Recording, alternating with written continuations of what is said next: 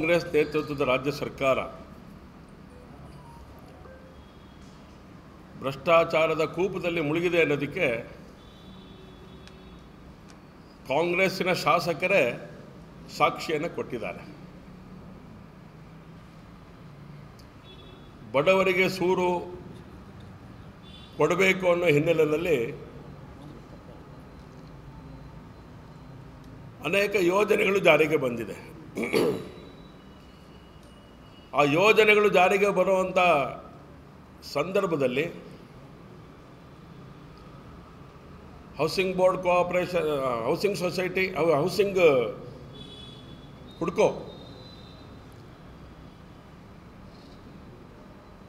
ಹುಡ್ಕೋನಲ್ಲಿ ನಡೀತಾ ಇರೋಂತಹ ಭ್ರಷ್ಟಾಚಾರ, ವಸತಿ ನಿಗಮಗಳಲ್ಲಿ ನಡೀತಾ ಇರೋಂಥ ಭ್ರಷ್ಟಾಚಾರ, ವಸತಿ ಯೋಜನೆಗಳಲ್ಲಿ ನಡೀತಾ ಇರೋಂಥ ಭ್ರಷ್ಟಾಚಾರ,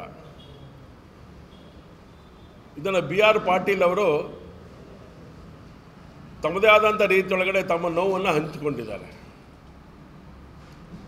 ಭ್ರಷ್ಟಾಚಾರ ಯಾವ ಹಂತದಲ್ಲಿದೆ ಅನ್ನುವಂಥ ಸಂಗತಿಯನ್ನು ಈ ರಾಜ್ಯದ ಜನತೆಗೆ ತಿಳಿಸಿದ್ದಾರೆ.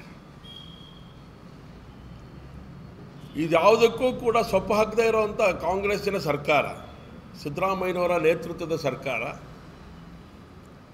ಈ ಇಲಾಖೆಯ ಭ್ರಷ್ಟಾಚಾರಕ್ಕೆ ಸಂಬಂಧಪಟ್ಟಂಥ ಯಾವುದೇ ರೀತಿಯ ಬಲವಾದಂಥ ತನಿಖೆ ಆಗಬೇಕು ಅಂತ ಯೋಚನೆ ಮಾಡದೇ ಇರುವಂಥದ್ದು ದುರದೃಷ್ಟಕರವಾದಂಥ ಸಂಗತಿ. ಭಾರತೀಯ ಜನತಾ ಪಾರ್ಟಿ ಆಗ್ರಹ ಇರೋವಂಥದ್ದು ಮೊದಲು ಆ ಇಲಾಖೆಯ ಸಚಿವರ ಬಗ್ಗೆ ಗಮನಿಸಬೇಕು. ಸಚಿವರು ಹೇಳಿದ್ದಾರೆ, ಜಮೀರ್ ಅಹ್ಮದ್ ಅವರು ಏನು ಹೇಳಿದ್ದಾರೆ, ತನಿಖೆ ಮಾಡ್ತೇನೆ ಅನ್ನೋಂಥ ಮಾತನ್ನು ಅವ್ರು ಹೇಳ್ತಾರೆ.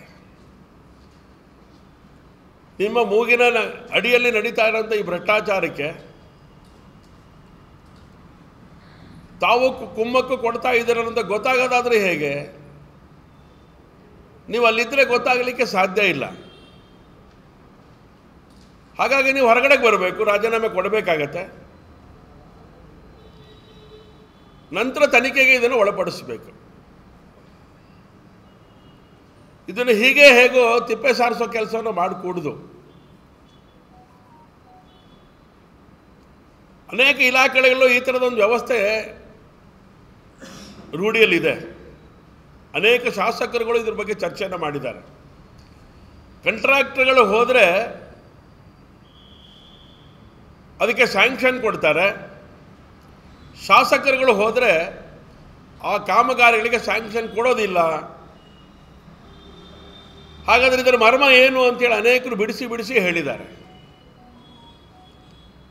ಎಲ್ಲ ಇಲಾಖೆಗಳಲ್ಲಿ ಸರ್ಕಾರ ಬ್ರಹ್ಮಾಂಡ ಭ್ರಷ್ಟಾಚಾರದ ಕೂಪವನ್ನು ಸಾಕಿ ಸಲಹುತ್ತಾ ಇದೆ.